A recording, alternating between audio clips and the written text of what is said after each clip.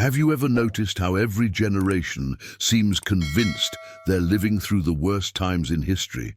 That the anxiety you feel about tomorrow, the fear that keeps you awake at night wondering what's coming next, is actually the same fear that has haunted humanity for centuries. But before we begin, please hit the like button and let me know where in the world you're watching from today. It's always fascinating seeing who's joining us from around the world. Has this ever happened to you? You're scrolling through news headlines, watching economic reports or hearing about global conflicts, and suddenly that familiar knot forms in your stomach, that voice in your head whispering, "What if everything falls apart?" Throughout history, every generation has faced its own version of chaos. Our great-grandparents worried about world wars and economic crashes. Their grandparents feared political upheavals and social revolutions. Go back further, and you'll find people terrified of technological inventions that we now consider basic necessities. The telephone was once seen as demonic, the railroad as impossible for the human body to survive, and electricity as dangerous beyond measure. Yet here we are, still standing, still thriving, still moving forward. What you're about to discover might surprise you. The fear you're experiencing right now about artificial intelligence, climate change, economic uncertainty, or social unrest is essentially wearing the same mask that fear has always worn. It's like an actor changing costumes between scenes, but the performer underneath remains identical. The spiritual teacher Emmet Fox understood this profound truth during some of the darkest moments of the 20th century. While bombs were falling on London and New York was plunged into wartime blackouts, he witnessed something extraordinary. Instead of succumbing to collective panic, certain individuals and communities discovered an unshakable peace that seemed to defy all external circumstances.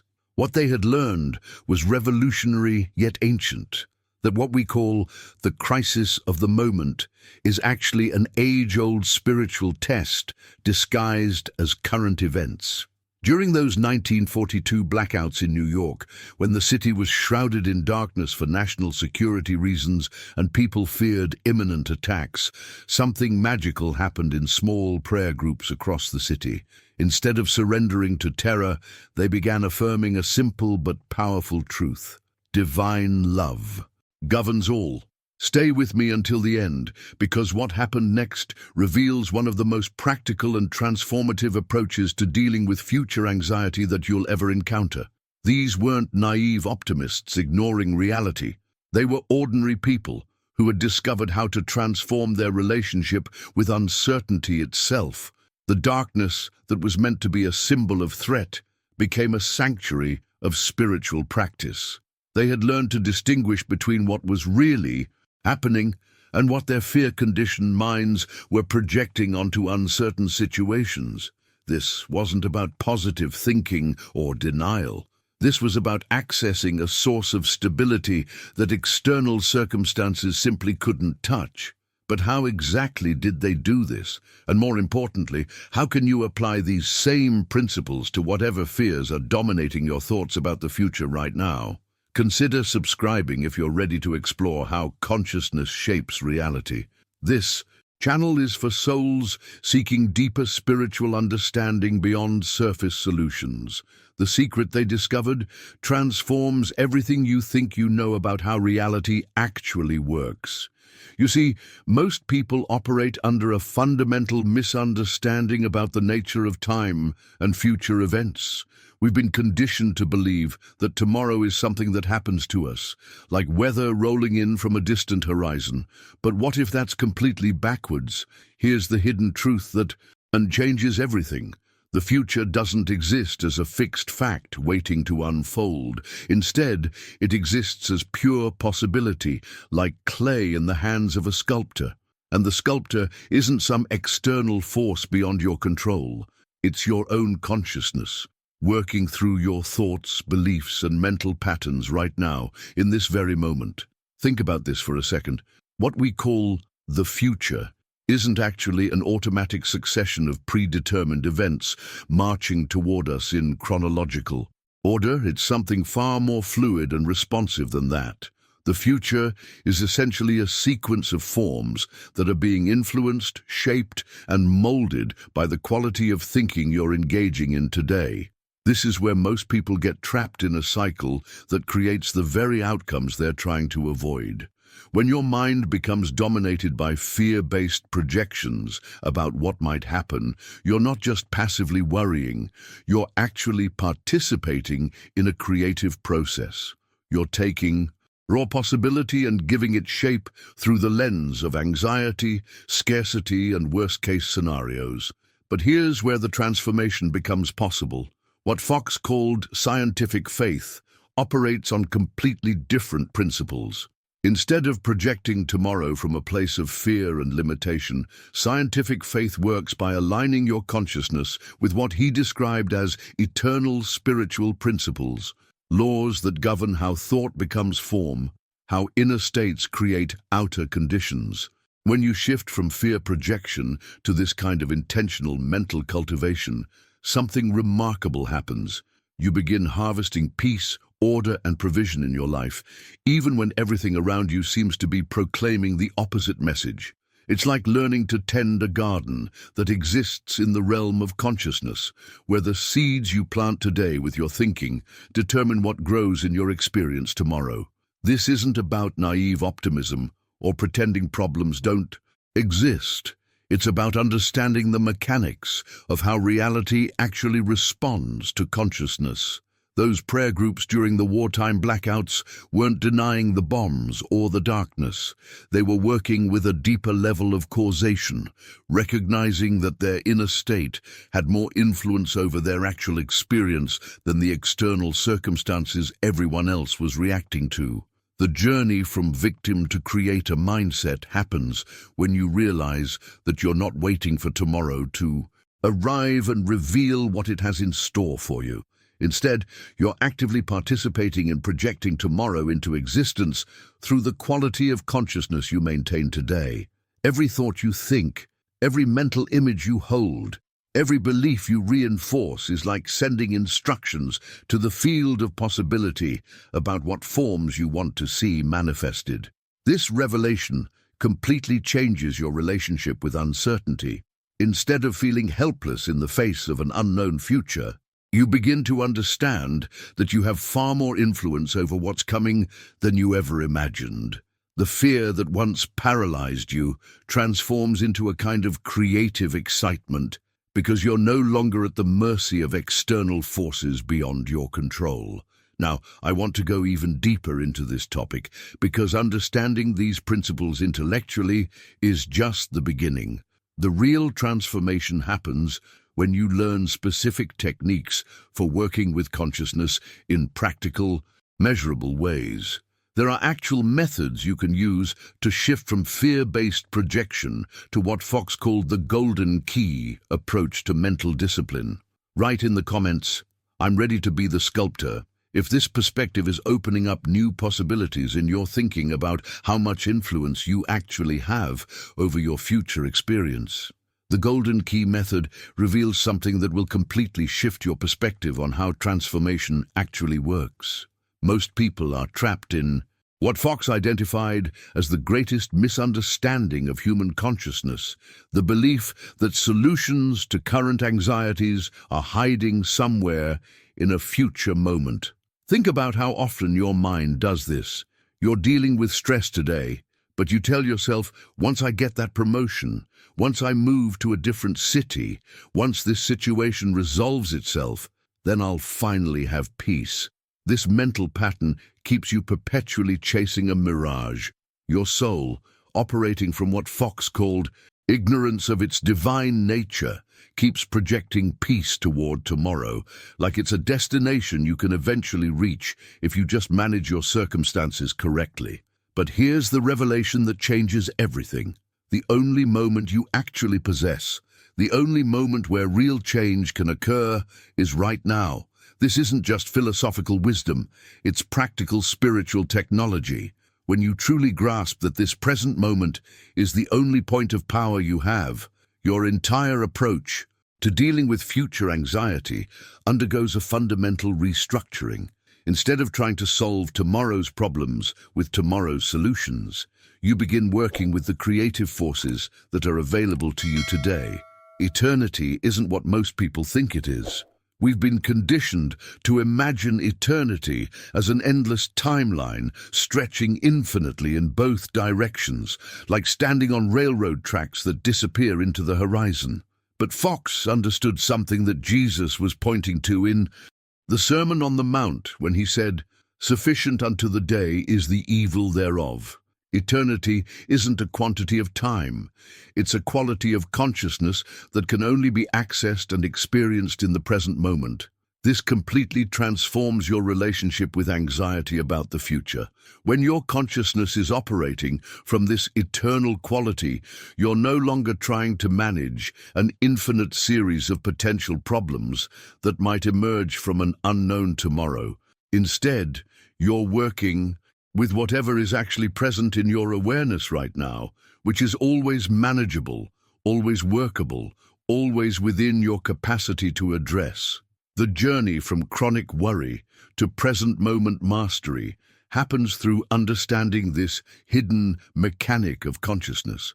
Every moment you spend mentally rehearsing future disasters is a moment you're not available to the creative intelligence that could be solving your actual current situation. It's like having a conversation with someone while constantly looking over their shoulder for threats that may never materialize.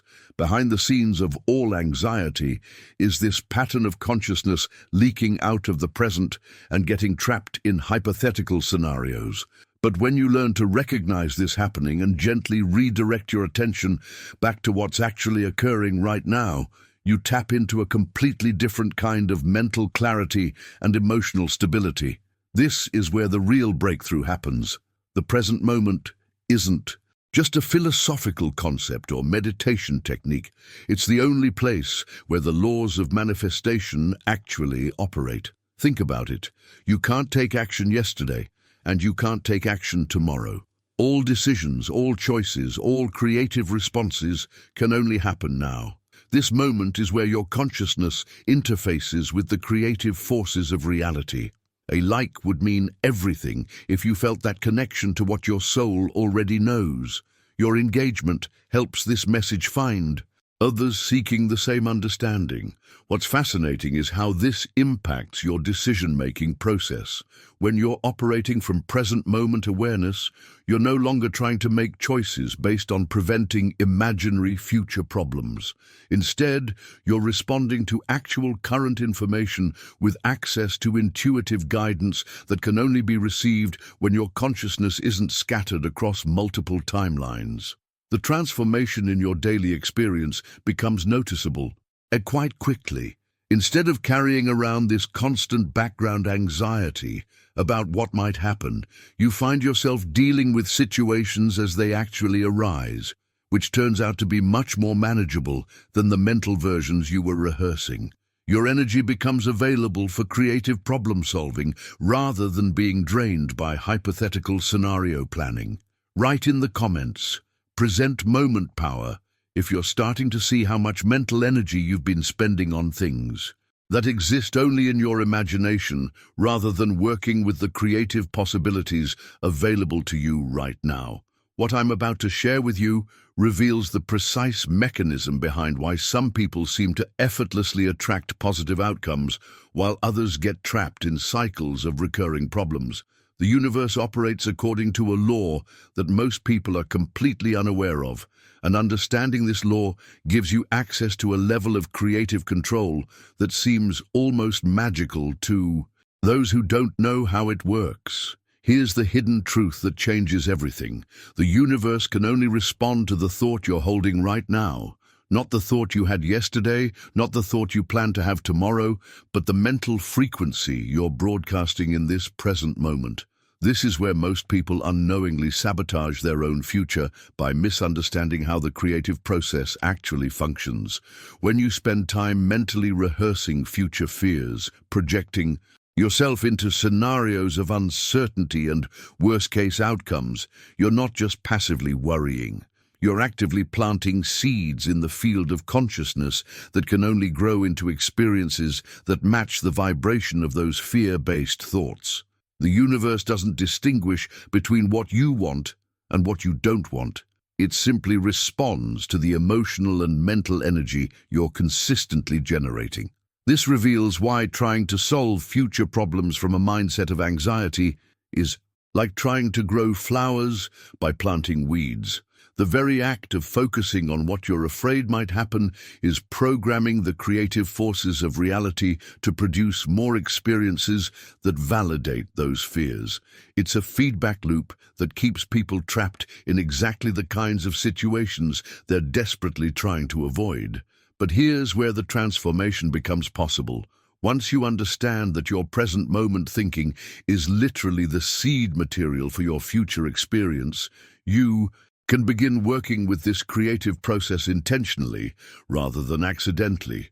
Instead of unconsciously broadcasting worry and limitation, you can learn to consciously cultivate thoughts and mental states that align with the outcomes you actually want to experience.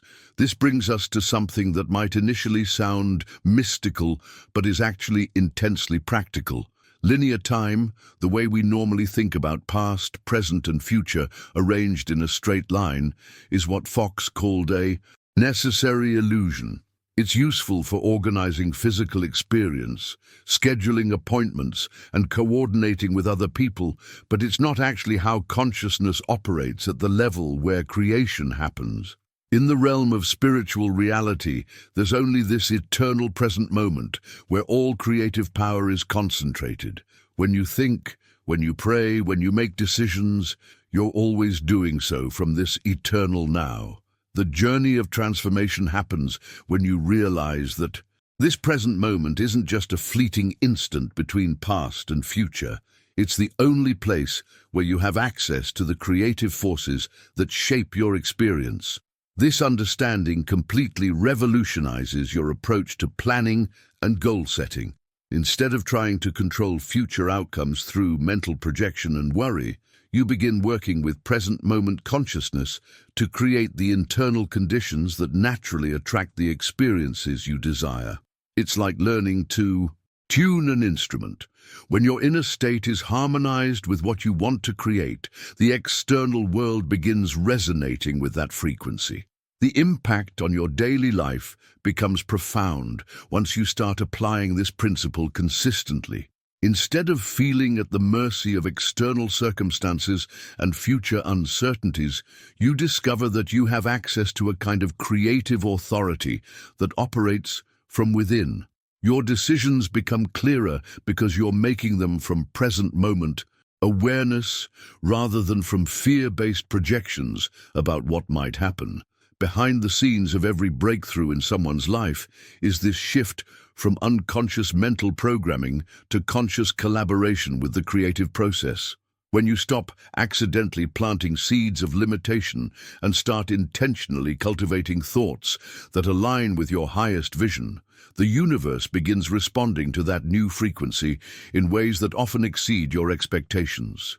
Write in the comments, planting new seeds, if you're beginning to see how your current thinking patterns might be creating the very experiences you've been trying to change, and you're ready to work with the creative process more consciously.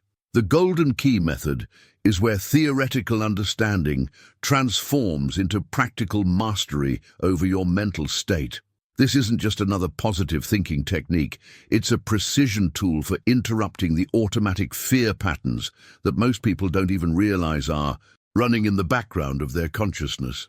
When you're caught in the grip of anxiety about losing your job, getting sick, or watching the world collapse around you, there's a specific intervention that can shift your entire internal experience in real time. The technique is deceptively simple, but remarkably powerful. The moment you notice your mind spiraling into disaster scenarios, you stop whatever mental movie you're playing and begin repeating internally with firm intention, God, God, God.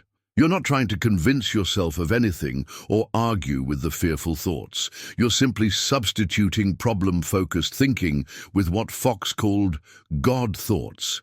redirecting your mental energy toward the source of all creative power. What happens behind the scenes during this practice is fascinating from a neurological perspective.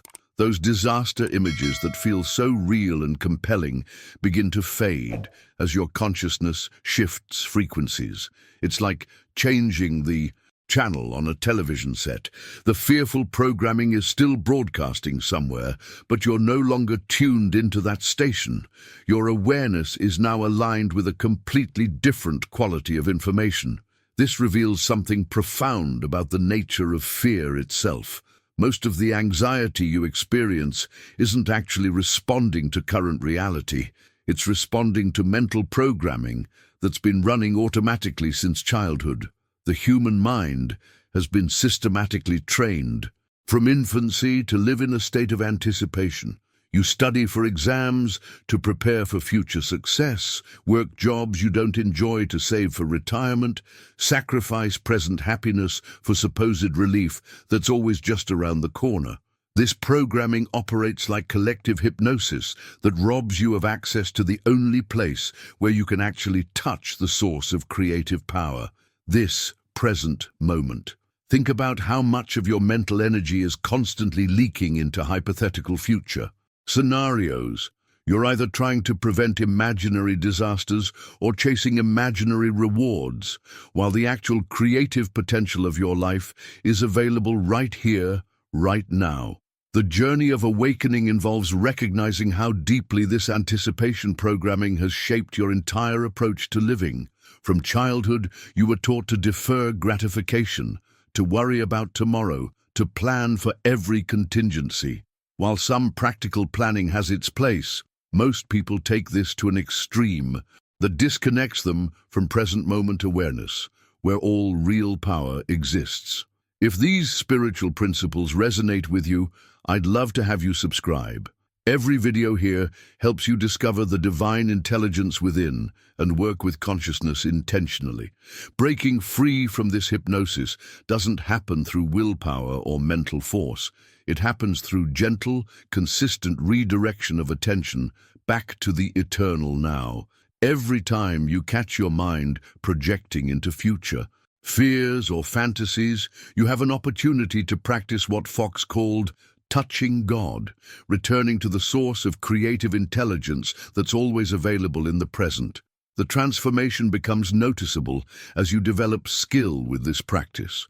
Instead of feeling victimized by your own thoughts, you begin to recognize that you have choice over where you direct your mental energy.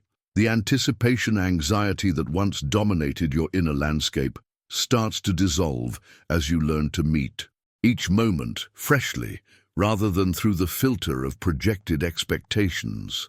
This is where the real revelation emerges. Most of what you've been calling planning for the future has actually been unconscious participation in fear-based programming that prevents you from accessing the intuitive guidance and creative solutions that are available when your consciousness is present and aligned. The decisions you make from present moment awareness tend to be far more effective and inspired than the decisions you make from anticipation anxiety. The hidden truth is that the future you're so concerned about is being created right now through the quality of consciousness you're maintaining in this moment.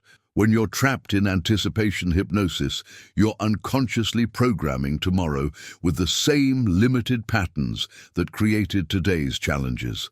Write in the comments, breaking the hypnosis, if you're starting to recognize how much of your mental energy has been trapped in future projections rather than being available for present moment creative power.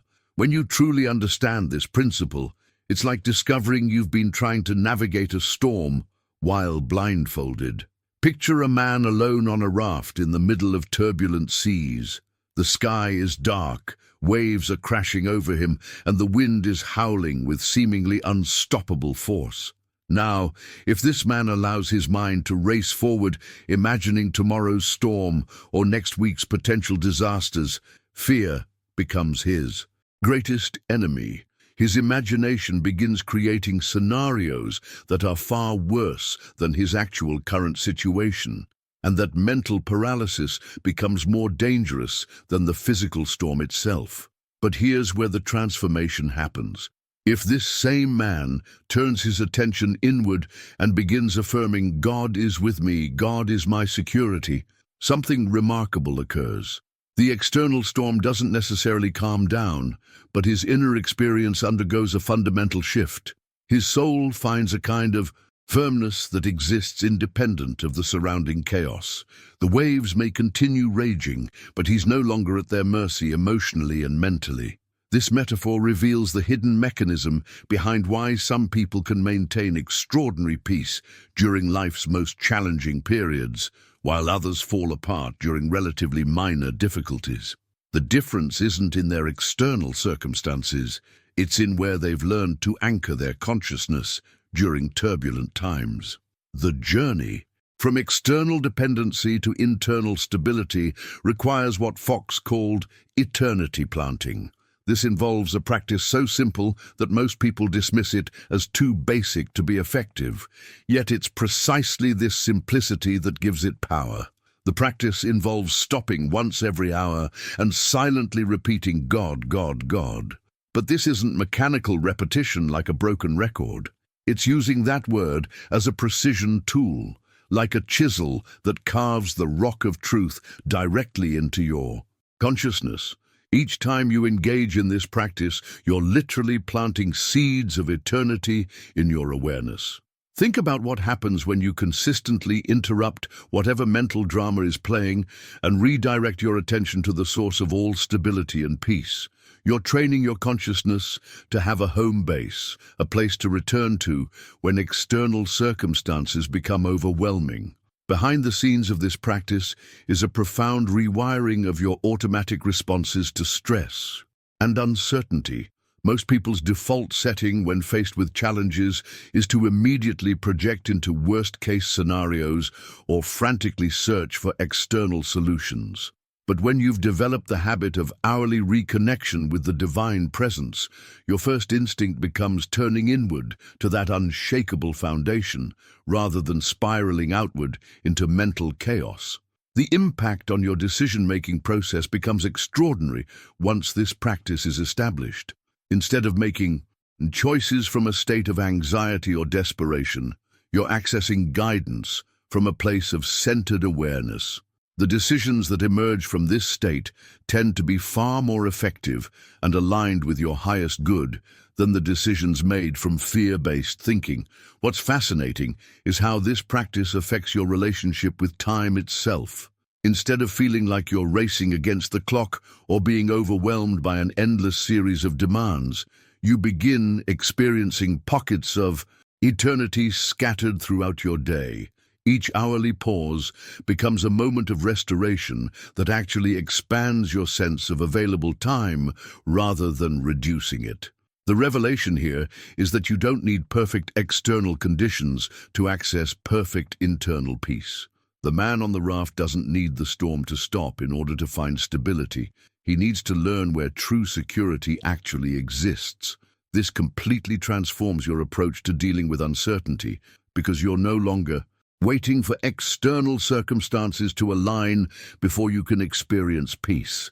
Now, I want to explore how this principle applies to one of the most practical challenges everyone faces: the relationship between your mental state and your ability to create positive changes in your actual life circumstances. Write in the comments, "Finding my anchor," if you're beginning to see how developing this kind of internal stability could change your entire experience of dealing with life's inevitable storms and uncertainties. The transformation from victim to creator consciousness happens when you discover what Jesus was really pointing to with one of his most profound statements. When he said, "I am the way, the truth, and the life," most people interpret this as a religious claim about his unique identity or a promise about reaching heaven someday. But what if he was revealing something far more immediate and practical about the nature of consciousness itself? He wasn't speaking about tomorrow, some distant destination, or adherence to a particular belief system. He was pointing to what Fox called the conscious hour, that interior moment where your soul awakens to its true divine nature. This awakening doesn't happen in some future spiritual experience. It happens right here, right now, when you recognize that the same creative consciousness that operated through Jesus is the same consciousness that's operating through you in this very moment. If this touched something real within, you would really support what we're building here. It helps these teachings reach others who need them. This revelation completely transforms your understanding of personal power and creative authority. You're not waiting for some external savior to rescue you from your circumstances. You're discovering that the creative force capable of transforming any situation is already present within your own consciousness, available to be activated through your moment-to-moment choices about where to focus your mental energy. Here's where the practical rubber meets the spiritual road. Everything you're experiencing in your life right now, your relationships, your financial situation, your health, your opportunities, your challenges, all of it is the material projection of your sustained mental patterns. This isn't metaphorical or symbolic. It's describing the actual mechanism through which consciousness creates form in the physical world. You are your sustained thought, engraved in the depths of your mind, where your individual consciousness communicates with universal law. Think about this for a moment. Every pattern that keeps repeating in your life, every type of situation you seem to attract, every kind of person who shows up in your experience, these aren't random occurrences or unfortunate coincidences. They're the external manifestation of the internal mental and emotional patterns you've been running, often unconsciously, for years. The journey of awakening involves recognizing that everything you encounter in your external world is nothing but the material projection of your mental life. This might initially feel overwhelming because it means taking complete responsibility for your experience, but it's actually the most empowering discovery you can make. If your external world is reflecting your internal patterns, then changing those patterns gives you access to transforming your external experience. Behind the scenes of every major breakthrough in someone's life is this shift from unconscious mental programming to conscious collaboration with the creative process. When you understand that your sustained thoughts are literally the building blocks of your future experience, you stop being casual about what you allow to dominate your mental landscape. You begin treating your consciousness like the precious creative instrument it actually is. This reveals why the Golden Key method and the hourly God practice are so transformative. They're not just stress management techniques or spiritual exercises. They're precision tools for interrupting unconscious mental patterns and replacing them with conscious alignment with creative intelligence. Every time you redirect your thoughts from problem focus to God focus, you're literally rewiring the mental patterns that create your external experience. The hidden truth is that you've been using this creative power your entire life, but mostly unconsciously and often in ways that create more of what you don't want. The fear patterns, the limitation beliefs, the scarcity thinking, all of these have been faithfully reproducing themselves in your external circumstances because consciousness doesn't distinguish between what you want and what you don't want. It simply creates more of whatever you consistently focus on.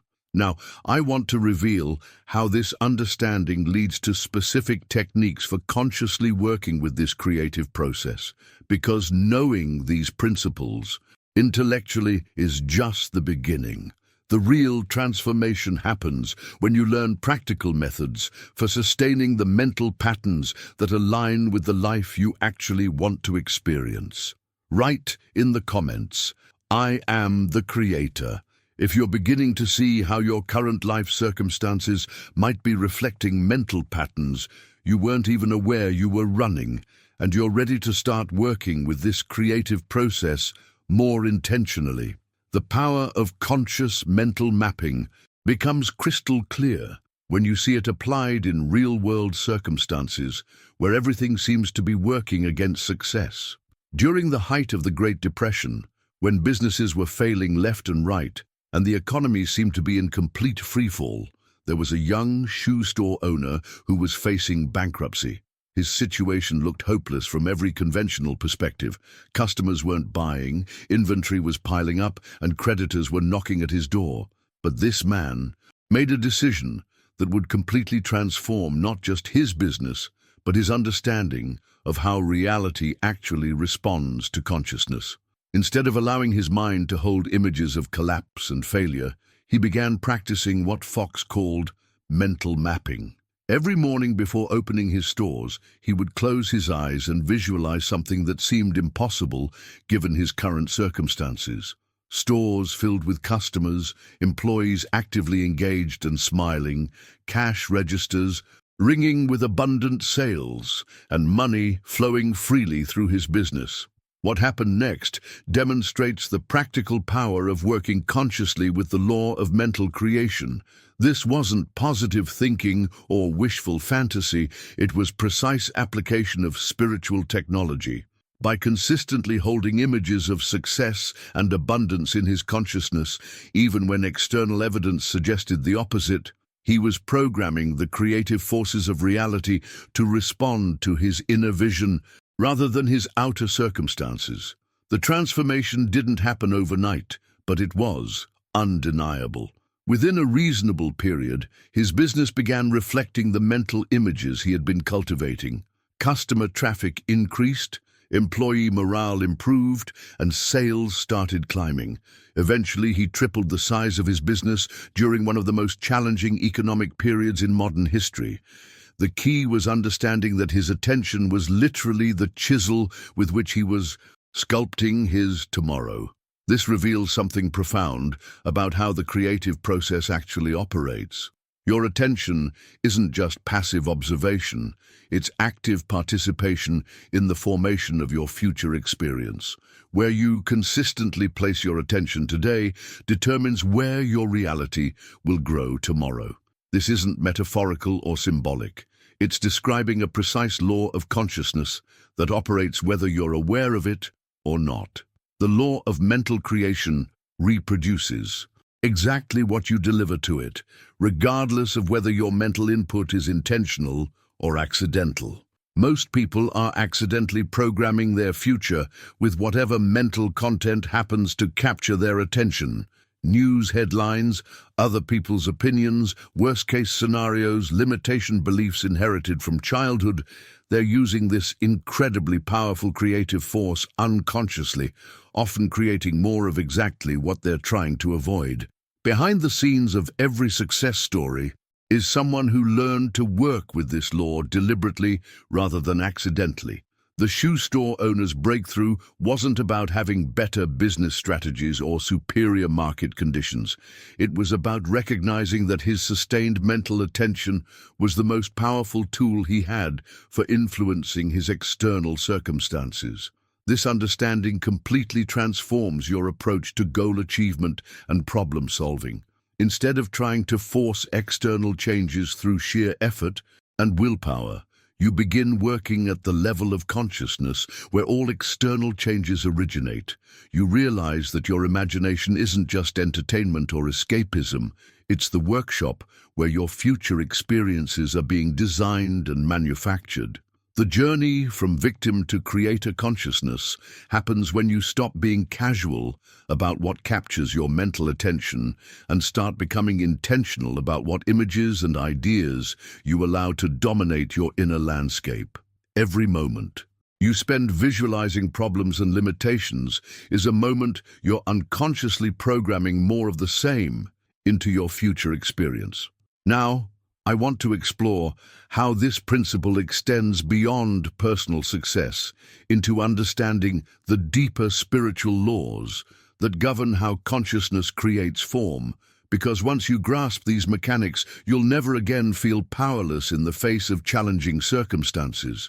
Write in the comments, "Sculpting my tomorrow," if you're starting to see how your current attention patterns might be creating the very experiences you want to change, and you're ready to start using your mental focus more strategically.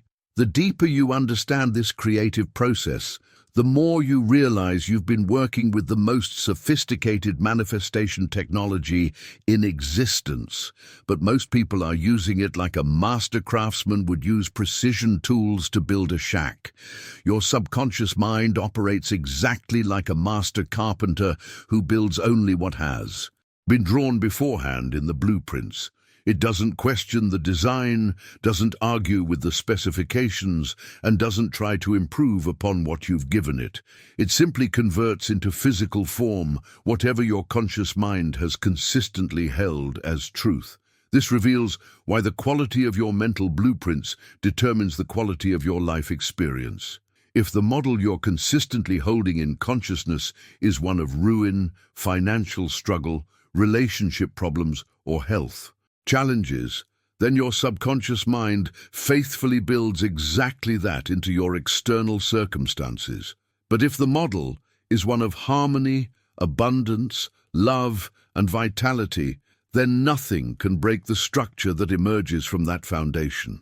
Behind the scenes of every person's life is this invisible construction project happening 24 hours a day. Your subconscious is constantly receiving blueprints from your conscious thoughts, beliefs, expectations, and mental images, then working tirelessly to construct external experiences that match those internal specifications. The transformation from struggle to success happens when you realize you've been accidentally handing your subconscious contractor the wrong set of blueprints.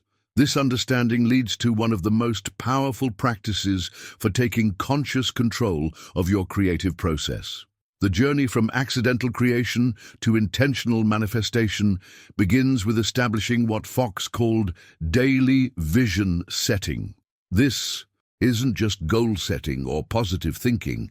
It's a precise method for programming your subconscious with clear, specific instructions about what you want it to build in your experience.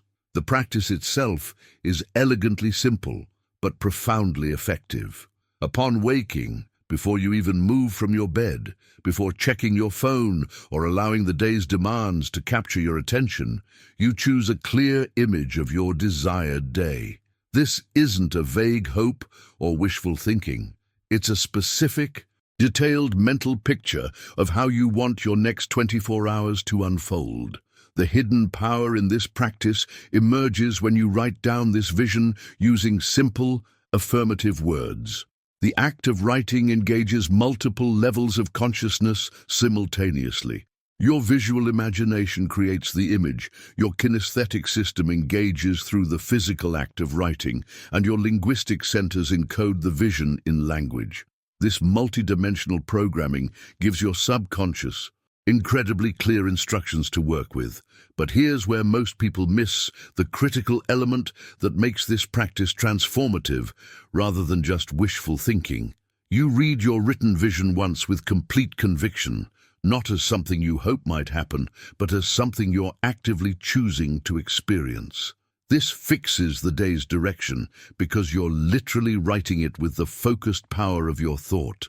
The impact on your daily experience becomes noticeable almost immediately.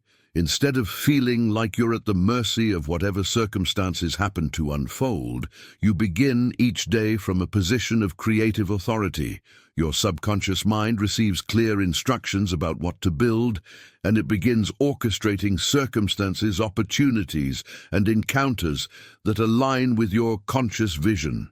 What's fascinating is how this practice affects your decision-making throughout the day. Because you've established a clear intention at the beginning, your choices naturally align with manifesting that vision. Opportunities that support your intended experience become more visible, while distractions that would derail your vision lose their appeal.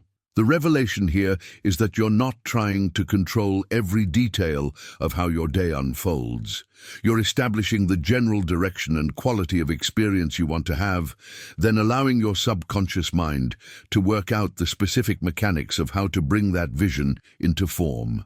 Now, I want to explore how this individual practice of conscious creation connects to larger patterns of collective transformation, because When you understand how personal consciousness affects not just your own life, but the entire field of shared human experience, you begin to see your role in creating positive change on a much larger scale.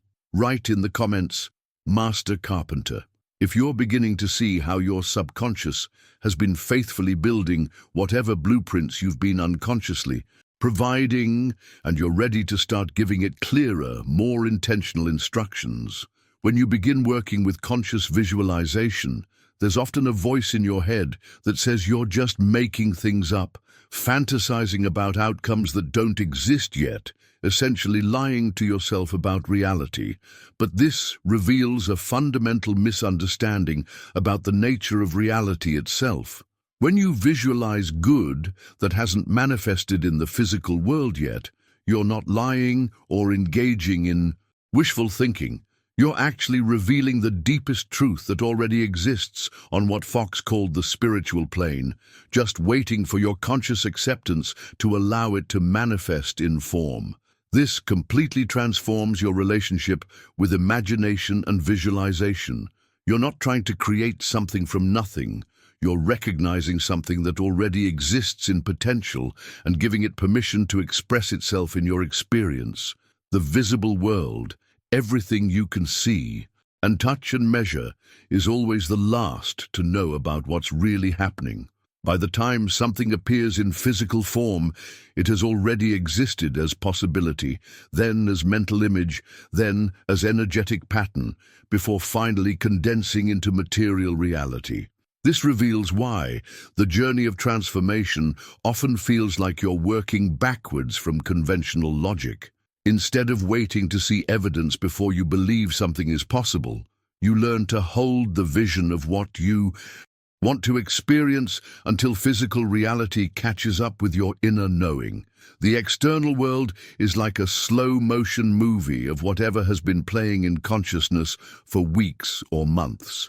Understanding this principle leads to one of the most profound revelations about personal power and creative authority. What you don't see in your mind as possible, the world literally cannot give you as real. This isn't limitation, it's the precise mechanism through which consciousness creates form.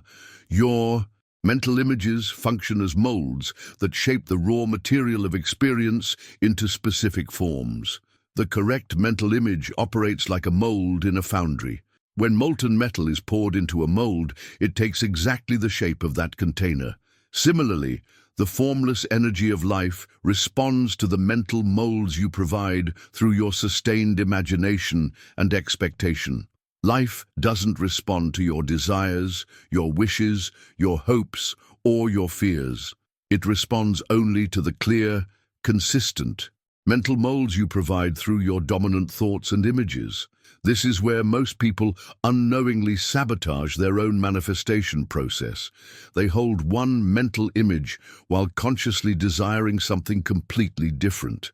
They might visualize success for a few minutes in the morning, then spend the rest of the day thinking about all the reasons why their goals are impossible.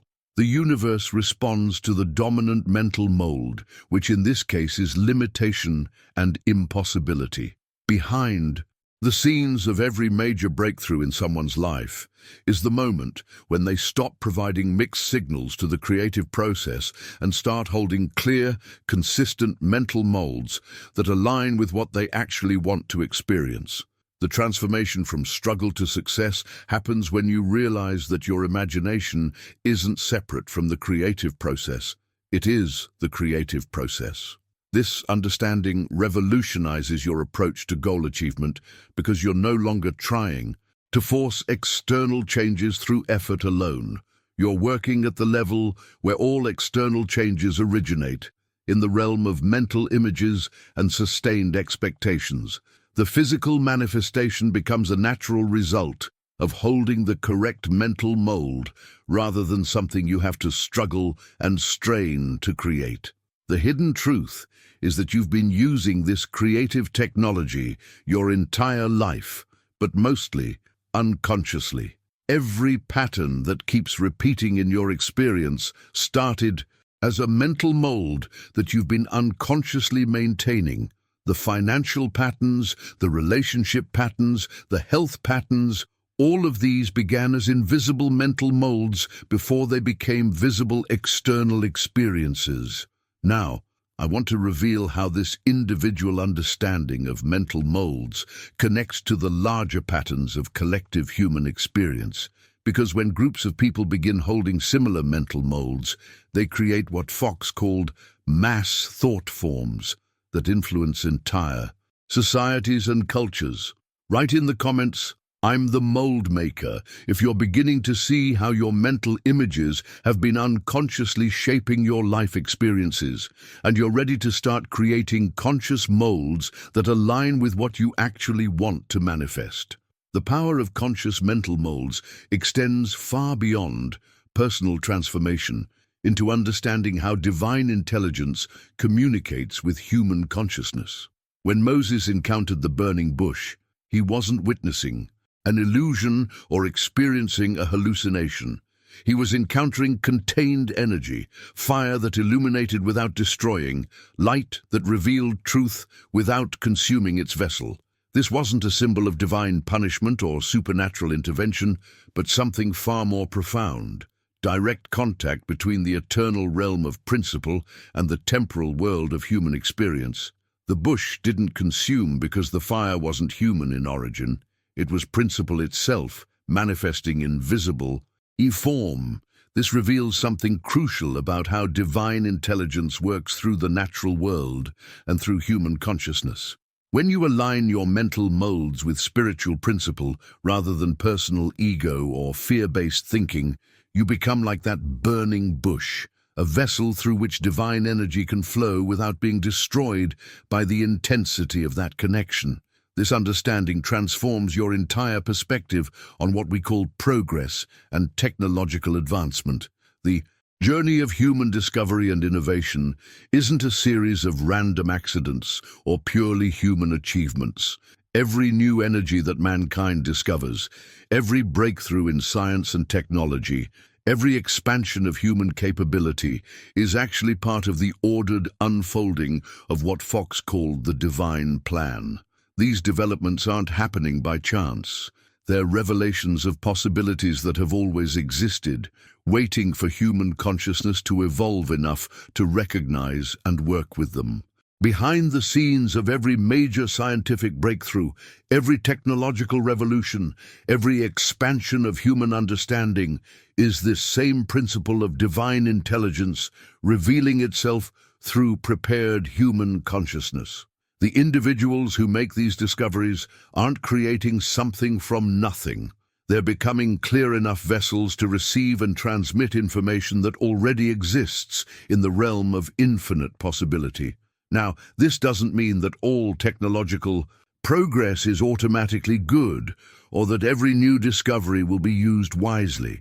Like all expressions of human freedom, these new energies and capabilities can be misused when they're filtered through fear, greed, or ego-driven consciousness. But in their essence, they're neutral tools whose purpose is elevating human experience to more harmonic and unified planes of existence. This perspective completely transforms your relationship with change and uncertainty about the future.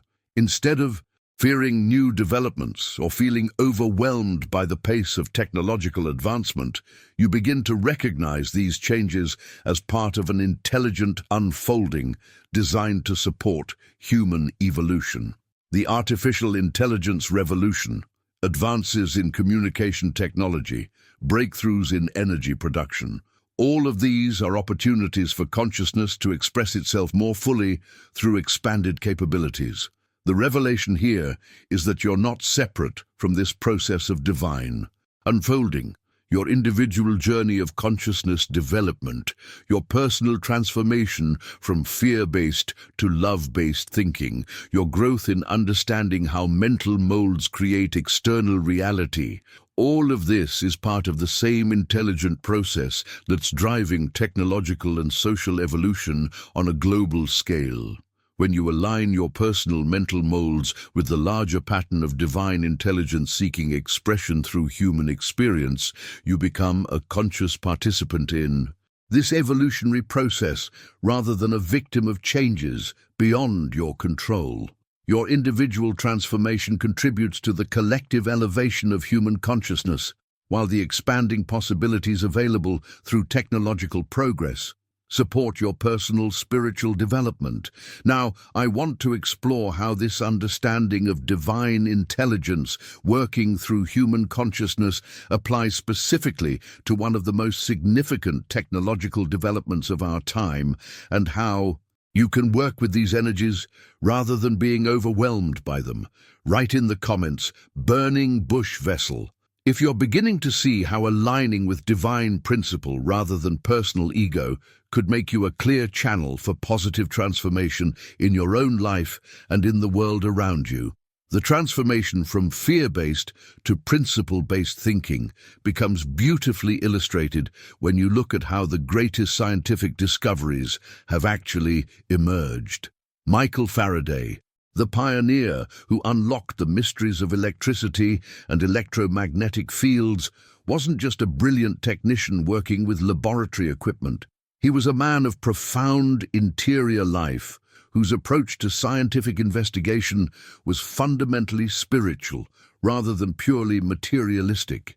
In his laboratory, Faraday didn't position himself as someone trying to dominate or control the forces of nature. Instead, he understood himself as a servant of natural laws that already existed in perfect order, waiting to be discovered and understood. This humility and reverence for divine intelligence created the precise mental conditions necessary for breakthrough discoveries. His faith in underlying divine order led him step by step to uncover principles that had existed from eternity, principles that would eventually transform human civilization through the development of electrical technology. This reveals something profound about the nature of true discovery versus mere invention. Faraday wasn't creating electricity. He was learning to recognize and work with an energy that had always been present but invisible to previous generations.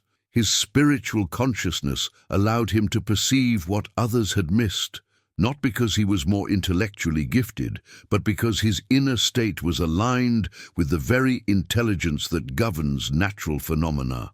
Behind the scenes of every authentic scientific breakthrough is this same pattern of consciousness recognizing truth that already exists rather than manufacturing something entirely new. The journey from ignorance to understanding happens when human awareness becomes clear enough to perceive what divine intelligence has already established as natural law. This understanding gives you a completely different framework for evaluating the rapid changes happening in our world today. Instead of automatically fearing new technological developments or social transformations, you can learn to recognize them as potential expressions of the same divine intelligence that guided Faraday's discoveries. The key is developing discernment about which changes are driven by love, wisdom, and justice versus those motivated by fear, greed, or the desire to control others. You don't need to fear the new if you can recognize it as an expression of good seeking to manifest more fully in human experience. Changes in society, economy, technology, or cultural customs become opportunities for celebration rather than anxiety when you can perceive them as vehicles for greater harmony, connection, and human flourishing. The only evolution that has lasting value is the kind that reveals more of divine intelligence operating through human consciousness and human institutions. The hidden truth is that your individual response to collective changes actually influences how those changes unfold.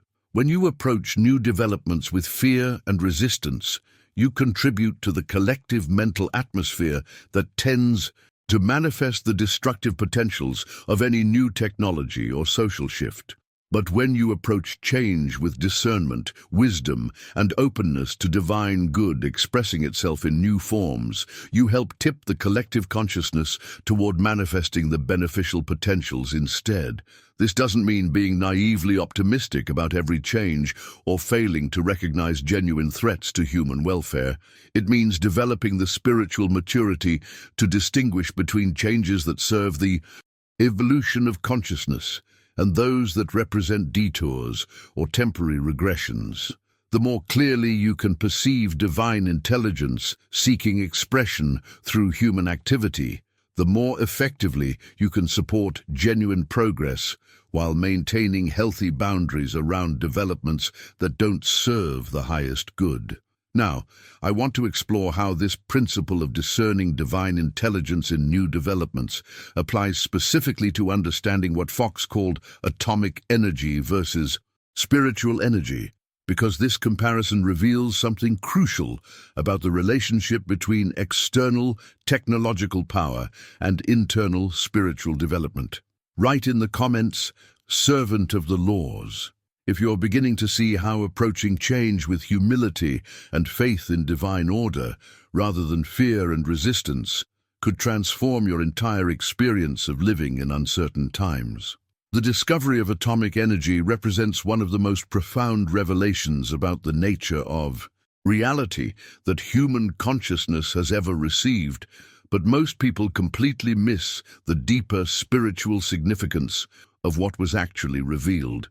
The atom isn't just a scientific discovery, it's what Fox called a living parable, a material representation of metaphysical truth that mirrors something fundamental about the nature of consciousness itself. Think about what the splitting of the atom actually demonstrated. Within something apparently small and invisible, almost impossibly tiny, resides immense potency capable of transforming matter into energy and releasing forces that can literally reshape the physical world. This isn't just a fact about physics. It's a perfect reflection of spiritual reality within every human being. No matter how ordinary they might appear, no matter how much they might be struggling with doubt, suffering, or anxiety, dwells a divine spark that contains the same kind of transformative potential. The journey from feeling powerless to recognizing your true spiritual authority happens when you realize that the same creative intelligence that packed infinite potential into the structure of atoms has placed unlimited spiritual energy within your own consciousness. You're not a victim of circumstances any more than an atom is a victim of nuclear physics. Both operate according to invisible laws that become visible when the right conditions are created for their expression. This understanding completely transforms your relationship with fear. About technological developments and global changes, the atomic discoveries weren't given to humanity for our destruction, but for our awakening to the incredible creative power that exists at every level of reality, from the microscopic to the cosmic to the spiritual. When consciousness understands its own atomic nature, its ability to release tremendous creative energy when properly activated, external technological power becomes much less threatening. True spiritual energy operates according to the same principle that Fox observed in the burning bush. It illuminates, transforms, and reveals truth, but it doesn't destroy when it's aligned with divine intelligence rather than ego-driven consciousness. This energy doesn't come from external sources that can be depleted or controlled by others. It comes from principle itself, which means it's inexhaustible and always available to consciousness that knows how to access it. Behind the scenes of every person who maintains extraordinary peace and creative power during challenging times is someone who has learned to work with their inner atomic energy rather than trying to find security through external means alone. They've discovered that the same intelligence that governs atomic forces also governs the creative process through which consciousness shapes experience. The hidden truth is that you don't need to understand nuclear physics to work with the spiritual parallel of atomic energy. You just need to recognize that within your apparently limited human consciousness resides unlimited creative potential, waiting to be activated through proper understanding and application of spiritual principle. Every moment you spend aligned with divine intelligence, rather than fear-based thinking, is like creating the conditions for a controlled spiritual chain reaction that can transform every area of your life. This revelation changes your entire approach to personal empowerment and problem-solving. Instead of feeling overwhelmed by the magnitude of global challenges or your personal circumstances, you begin to understand that you have access to the same kind of transformative energy that was revealed through atomic research, but operating at the level of consciousness where all external changes originate. The impact on your daily decision-making process becomes profound when you realize that every choice to align with truth rather than fear, every moment of conscious contact with divine intelligence, every act of love, instead of judgment, is like splitting atoms at the spiritual level, releasing tremendous creative force that ripples out into your experience in ways you might not immediately recognize, but that ultimately reshape your entire reality. Now, I want to explore how this understanding of inner atomic energy connects to specific practices that allow you to consciously work with these spiritual forces, because knowing these principles intellectually is just the beginning of accessing their transformative power. Write in the comments, inner atomic power, if you're beginning to see how the unlimited creative potential within your own consciousness might be far greater than any external circumstances you're dealing with. The practical power of accessing your inner atomic energy becomes remarkably clear when you see it applied under the most extreme circumstances imaginable. Just before the D-Day invasion of Normandy, when Allied forces were preparing for what many knew could be their final hours on Earth, a military chaplain discovered something that would forever change his understanding of how consciousness affects reality. His soldiers were in a state of almost paralyzing tension.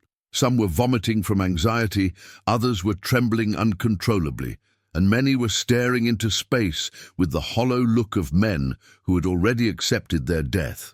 Traditional comfort and reassurance had no impact on this level of terror. These weren't ordinary fears that could be reasoned away or soothed with gentle words. These men were facing the very real possibility of violent death within hours, and their nervous systems were responding accordingly. But this chaplain had learned something about what Fox called scientific prayer that went far beyond conventional religious comfort. Instead of trying to calm their fears through distraction or false optimism, he gathered his soldiers and had them repeat together for 10 solid minutes. God is here. God is my strength. I can do all things through Christ who strengthens me. What happened next demonstrates the tangible power of consciousness aligned with spiritual principle. The atmosphere in that military unit underwent a transformation that defied conventional explanation. The fear didn't magically disappear, but it became enveloped by what witnesses described as an inexplicable peace that seemed to emanate from something larger than any individual soldier. This reveals the profound difference between what most people call prayer and what Fox identified as scientific prayer. The majority of religious practice treats prayer as supplication, essentially begging a distant deity to intervene in circumstances beyond human control. It's often a desperate exhibition of helplessness, asking God to change external situations because we feel powerless to influence them ourselves. But scientific prayer operates from a completely different understanding of how consciousness interfaces with divine intelligence. It's not about trying to convince God to do something different. It's about conscious mental alignment, where your soul recognizes spiritual reality as more fundamental than physical appearance. You're not seeking to change God's mind. You're aligning your consciousness with truth that already exists at the spiritual level. Behind the scenes of this practice is a sophisticated understanding of how fear operates and how it can be dissolved through contact with something larger than the ego's survival concerns. When those soldiers repeated "God is here" with focused intention, they weren't trying to imagine God appearing on the battlefield. They were activating their awareness of a presence that was already there, had always been there, and would remain there regardless of external circumstances. The transformation from terror to peace happened because their consciousness shifted from identification with their vulnerable physical bodies to recognition of their connection to something indestructible. This wasn't denial of the very real dangers they were facing. It was accessing a level of identity that transcended those dangers without being destroyed by them. The journey from fear-based to principle-based consciousness happens through this same process of alignment.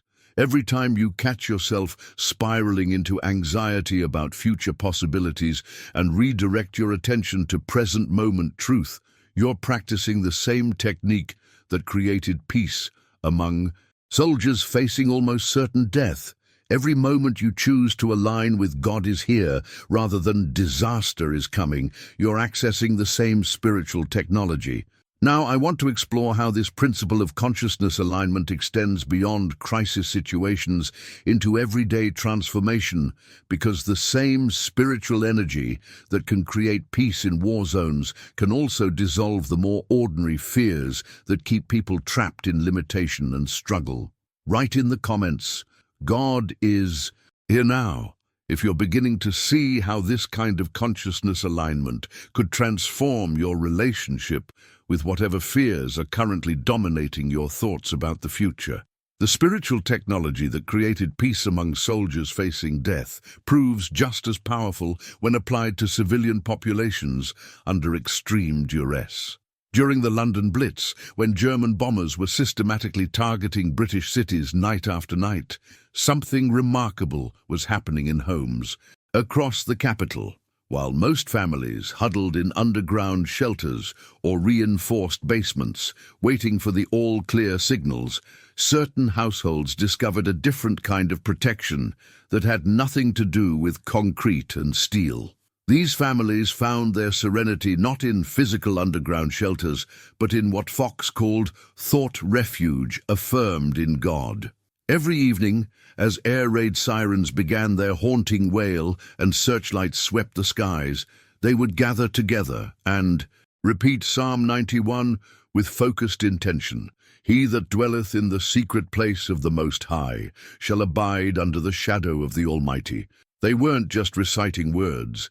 They were creating spiritual shielding for their homes through what could only be described as interior armoring. The transformation in their experience was profound and measurable. While their neighbors spent sleepless nights consumed with terror, these families reported sleeping peacefully, even during the heaviest bombing raids. The external circumstances hadn't changed.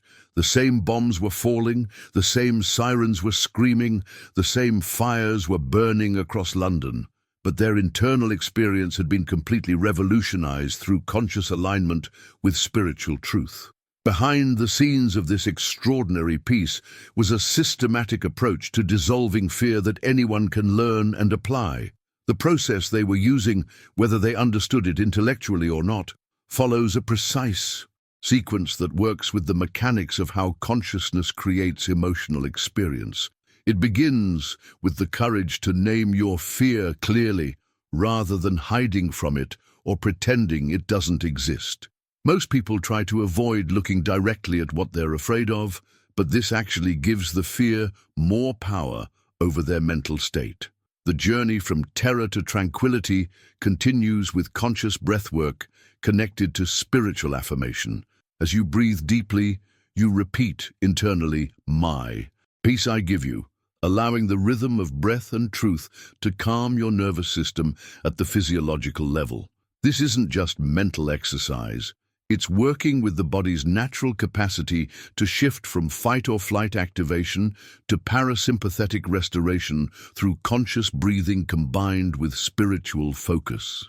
The hidden power in this process emerges when you write your fear down on paper, making it concrete and visible rather than allowing it to remain as a vague, overwhelming cloud in your consciousness. Something powerful happens when you externalize internal anxiety by putting it in writing. You're no longer wrestling with something invisible and indefinable. You're looking at specific words on paper that you can work with systematically. The transformation becomes complete when you flip that written fear into its opposite truth affirmation. Instead of, "I'm afraid I'll lose my job," you write, "Divine intelligence guides me to perfect employment." Instead of, "I'm terrified about my health," you write, "God's life flows through me as perfect vitality." You're not denying the fear, you're recognizing the truth that the fear was obscuring. The final step involves repeating this truth affirmation 3 times with complete conviction, then burning the paper containing the original fear. This isn't superstition. It's providing your subconscious mind with a clear signal that you're choosing to release the old mental pattern and embrace the new one. The burning represents transformation, not destruction. Now, I want to explore how this fear dissolution process connects to something even deeper, the role of imagination as a divine faculty that can either trap you in limitation or free you into unlimited creative possibility. Write in the comments, "Spiritual shielding active," if you're ready to start using these consciousness alignment techniques to transform your own relationship with fear and uncertainty.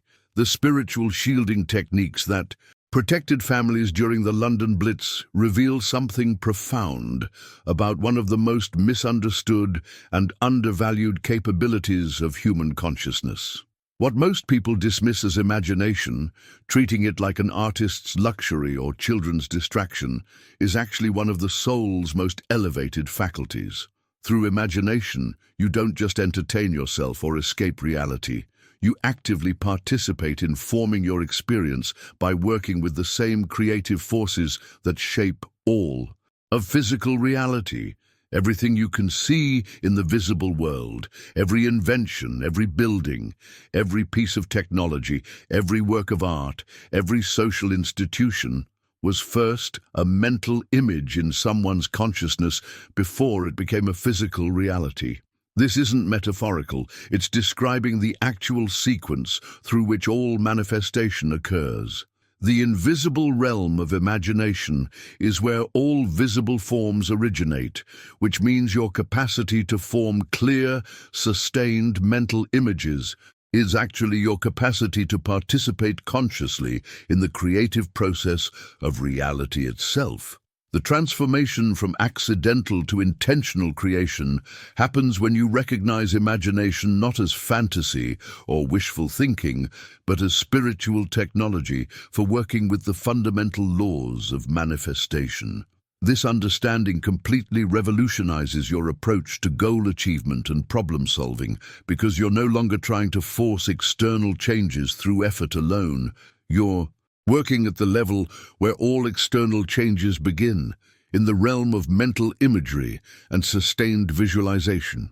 Thomas Edison's breakthrough with the incandescent light bulb provides a perfect example of how imagination operates as practical spiritual technology.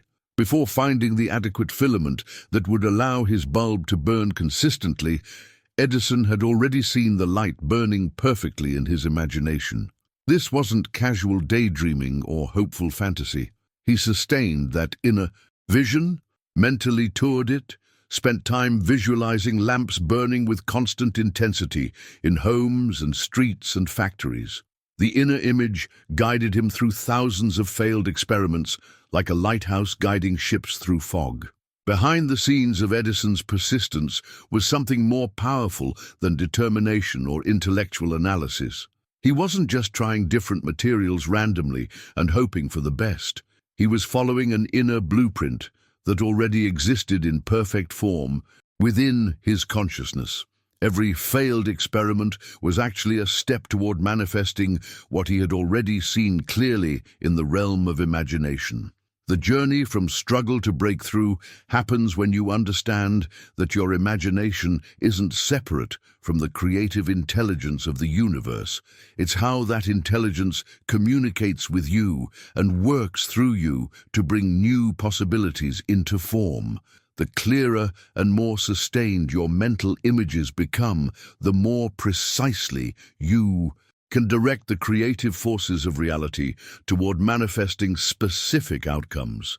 This reveals why so many people experience frustration with visualization techniques and positive thinking methods.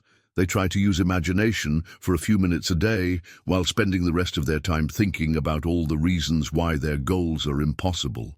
But imagination works through sustained focus, not sporadic effort. Edison didn't visualize his light bulb once and then forget about it. He lived with that image, returned to it constantly, refined it through repeated mental rehearsal until it became more real to him than his current circumstances. The hidden truth is that you're using imagination constantly, whether you're aware of it or not. Every worry about the future is imagination. Every anxious scenario you rehearse mentally is imagination. Every limiting belief about what's possible for your life is imagination. The question isn't whether you're using this faculty, the question is whether you're using it intentionally to create what you want or accidentally to create what you fear. Now, I want to explore how this understanding of imagination as spiritual technology connects to specific practices for receiving divine guidance and direction in your daily decision-making, because the same faculty that can manifest light bulbs can also illuminate the path forward when you're facing uncertainty about which choices to make.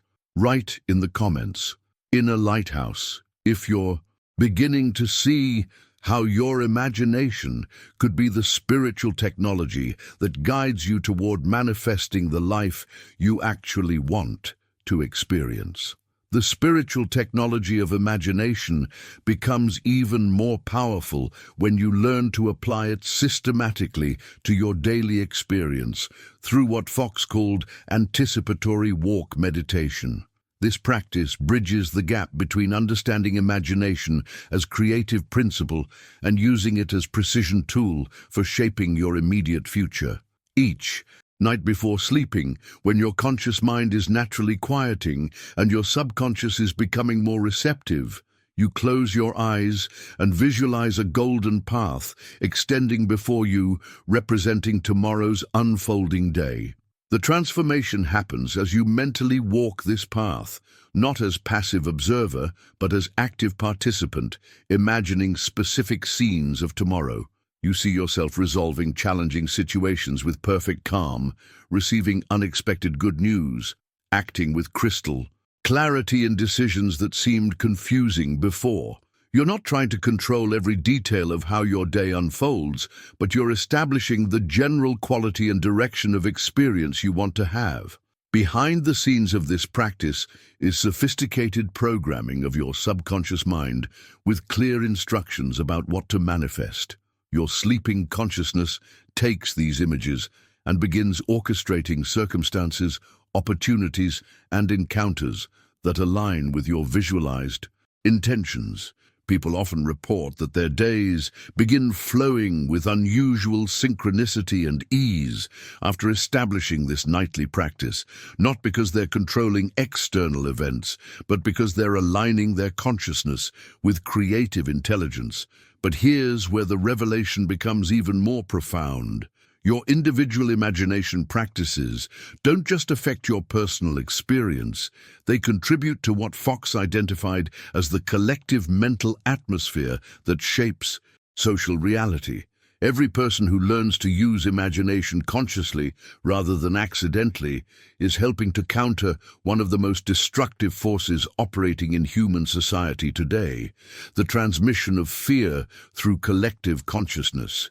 The journey from individual transformation to social healing happens when you understand that no crisis exists that isn't fundamentally fed by fear at the collective level. Fear operates like a great invisible virus, contaminating masses of people, spreading through what can only be described as psychic contagion. It's a vibration that transmits from consciousness to consciousness, amplifies through media and conversation, and installs itself in individual minds when people forget their divine origin and begin identifying with limitation rather than infinite possibility. Social fear isn't just individual anxiety multiplied by millions. It's a distinct phenomenon that emerges when collective consciousness operates from what Fox called the separation illusion.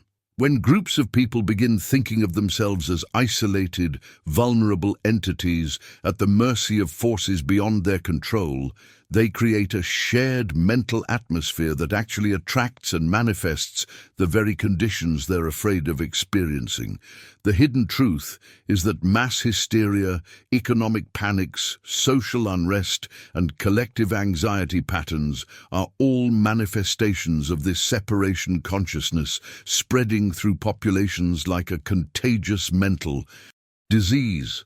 People unconsciously pick up fear vibrations from others, amplify them through their own worry patterns, and broadcast them to still more people through their conversations, social media posts, and general emotional state. But the same mechanism that allows fear to spread can also transmit peace, confidence, and divine consciousness when individuals learn to maintain alignment with spiritual truth, regardless of collective mental currents. Every person who practices the golden key method, who maintains present moment awareness, who uses imagination to create rather than worry, becomes a transmission point for healing energy rather than fear energy. The impact on social transformation becomes exponential when you realize that one person operating from Christ consciousness can neutralize the fear patterns of hundreds of people operating from separation consciousness. Your individual spiritual practices aren't just personal development. They're acts of social service that help restore collective sanity.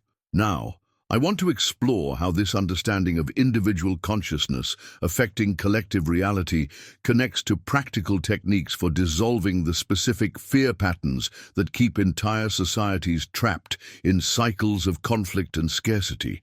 Write in the comments, Golden Path Walker, if you're beginning to see how your individual spiritual practices could be contributing to healing the collective fear patterns that create social problems.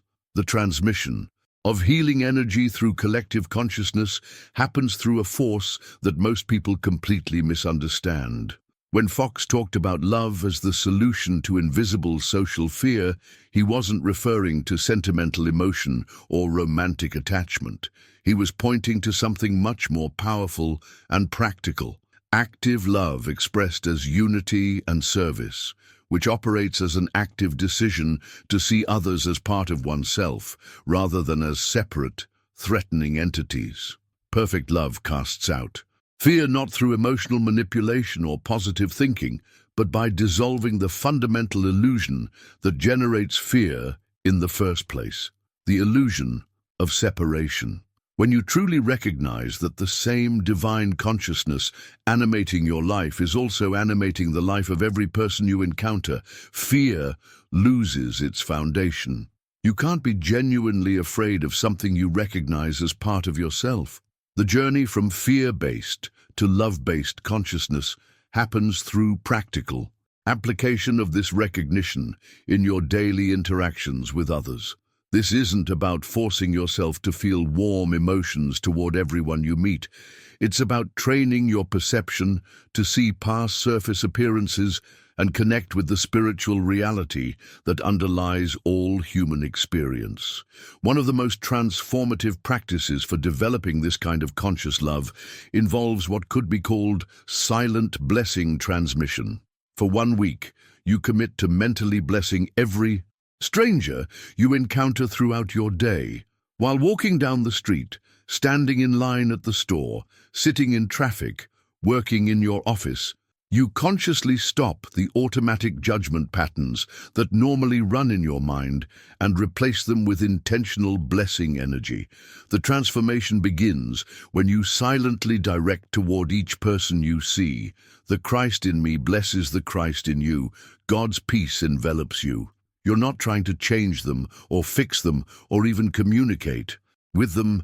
At the personality level, you're recognizing and acknowledging the divine spark within them, while simultaneously strengthening your own connection to that same divine spark within yourself. Behind the scenes of this practice is a profound rewiring of your automatic response patterns. Most people unconsciously spend their days mentally criticizing, categorizing, and judging everyone they encounter. This person looks angry, that person seems troubled, another appears successful or unsuccessful, attractive or unattractive, safe or threatening. These constant mental assessments create a continuous stream of separation consciousness that reinforces the very fear patterns that plague collective human experience. But when you consciously choose blessing over judgment, unity over separation, love over fear, you're not just changing your individual experience. You're contributing healing energy to the collective mental atmosphere that everyone shares. Each silent blessing becomes a small transmission of peace that ripples out through the invisible connections between all consciousness. The hidden truth is that most people are unconsciously hungry for this kind of recognition and blessing, even though they might not understand what they're feeling. When you silently acknowledge the divine nature in someone, they often respond with unexpected friendliness, helpfulness, or openness, even though they have no conscious awareness of what you're doing. The Christ in them responds to the Christ in you, regardless of whether either personality understands the spiritual dynamic at work. The impact on your own consciousness becomes profound as you develop consistency with this practice. Instead of moving through your day feeling separate from and potentially threatened by the masses of humanity around you, you begin experiencing yourself as part of a vast spiritual family. Your sense of isolation dissolves, your social anxiety diminishes, and your natural compassion expands. Now, I want to explore how this transformation in your relationship with others connects to understanding abundance as spiritual law rather than economic circumstance, because the same consciousness that recognizes unity with all people naturally attracts the material provisions needed for joyful living. Write in the comments, "Silent Blessing Warrior," if you're ready to transform your daily interactions from unconscious judgment to conscious love transmission. The K, transformation from social separation to spiritual unity that happens through silent blessing practice, reveals something profound about the nature of abundance that most people never discover.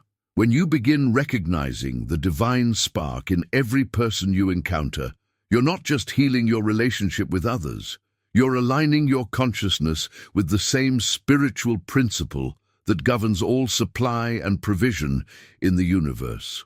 True abundance isn't subject to economic cycles, political upheavals, or the whims of markets and weather patterns.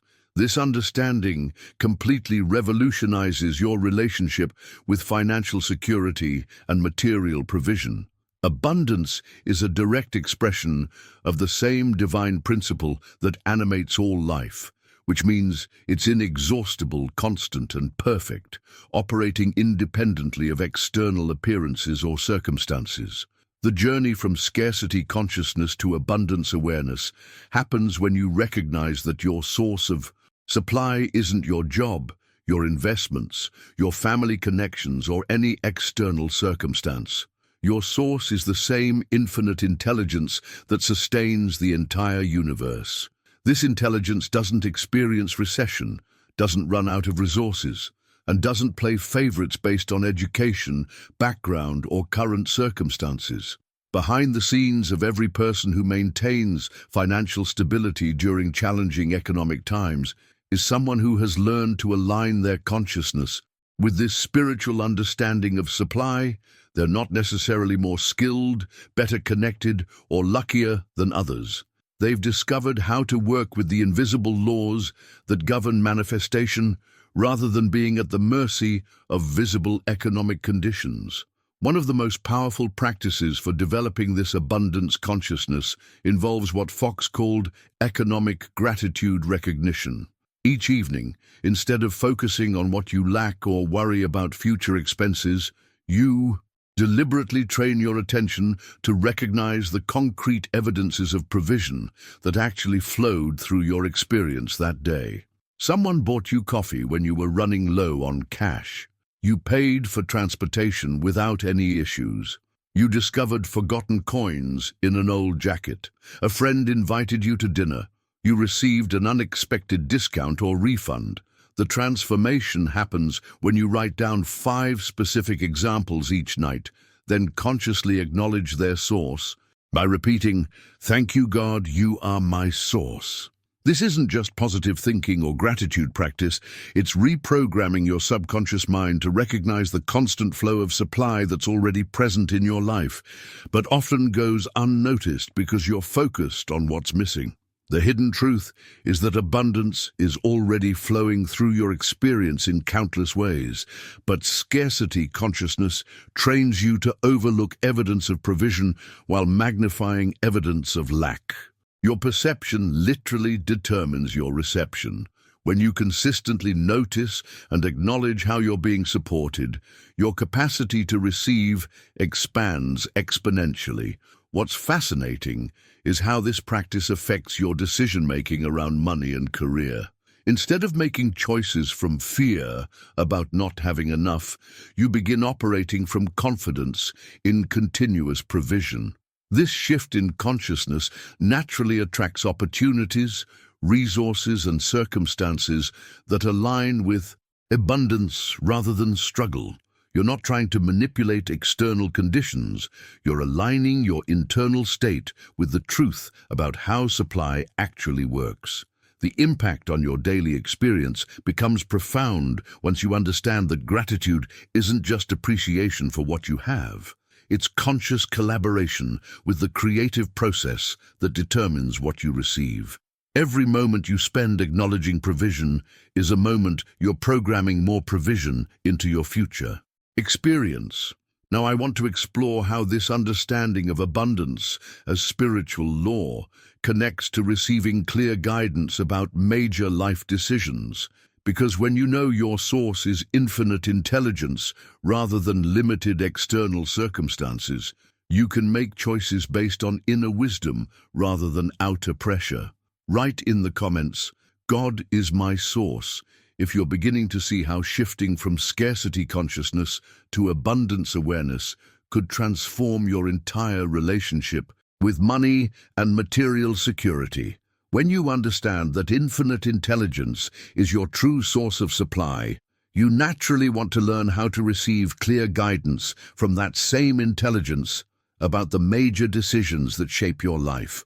Most people make choices based on external pressure, social expectations, or fear about what might happen if they choose wrongly.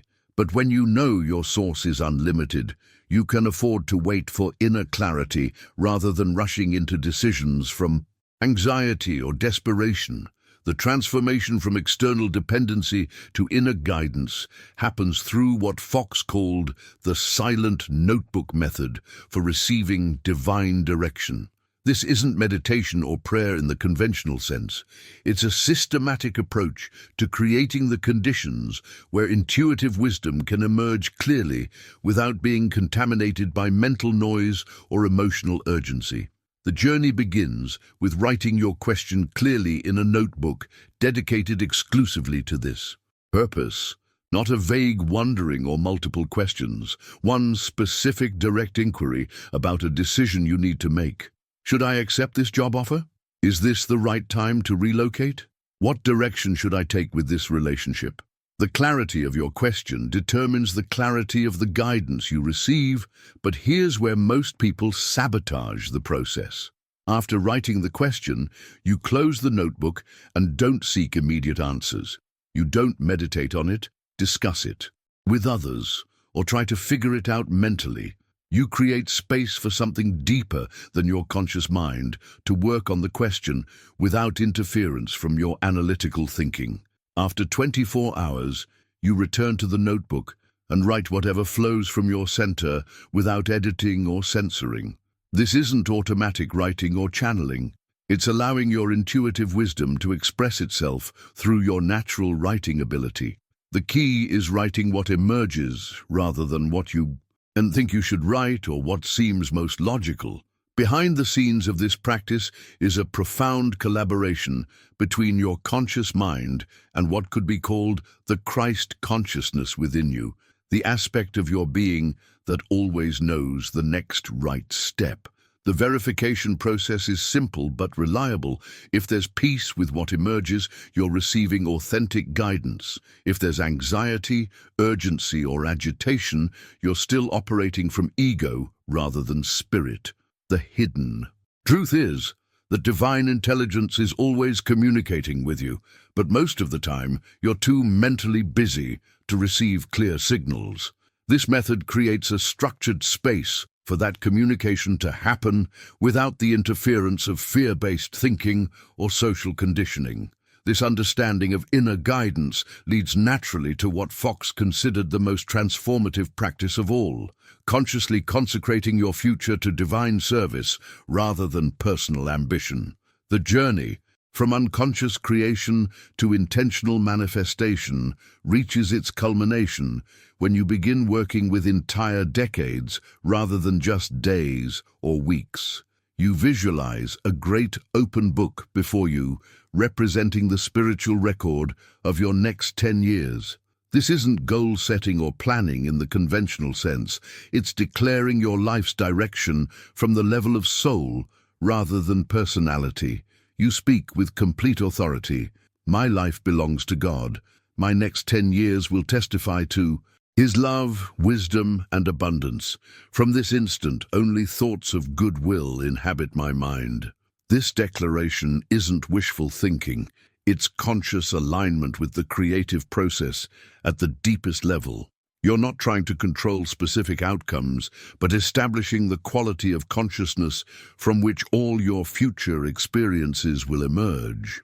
When your life belongs to God rather than ego, when your decade is consciously dedicated to expressing divine qualities, the specific details of how that unfolds become secondary to the underlying spiritual purpose.